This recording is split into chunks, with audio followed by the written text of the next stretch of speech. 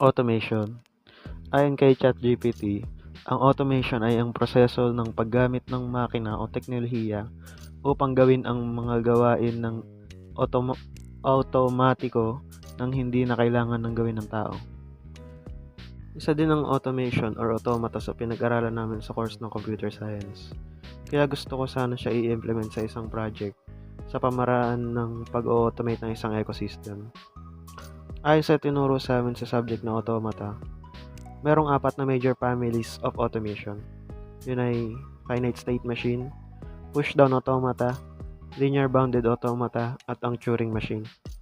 Ang bala kong gamitin sa proyektong to ay ang finite state machine dahil yun yung mas bagay sa kung anong gusto ko. Ano nga ba ang state machine? Finite automata is the simplest. It has a set of states and rules, patterns, moving from It one is state more to abstract another, model, but it depends upon the operating based on the system. Sinimulan ko sa paggawa ng isang creature na i-automate.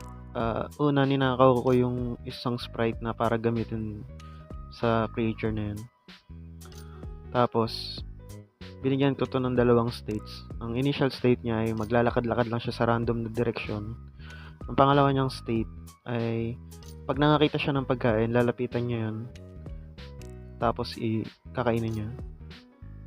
Ito yung implementation ng mga states sa project. Kung makikita nyo, ang initial state niya ay nagro-roam lang siya. Pero pag nakakita siya ng pagkain, magiging follow yung state niya. Pero hindi lang halaman yung kinakain niya, pati yung sarili niyang din species kinakain niya. Kaya kailangan ko pa i-fix yan.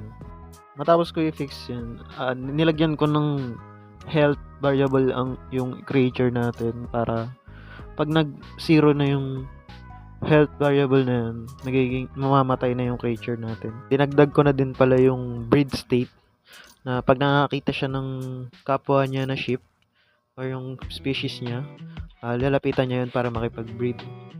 Tapos, ang kulang na lang din ay yung pag magmumultiply na yung creature pagkatapos nila mag-breed. Pagkatapos ko i-implement yung pagmumultiply nila, ito yung kinalabasan.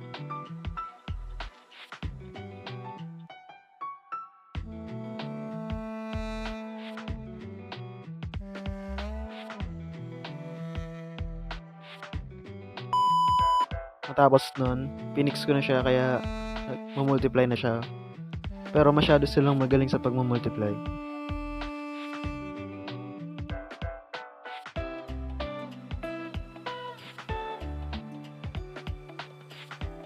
Ang fix ko din ay naglagay ako ng isa pang variable na tinatawag na breed drive.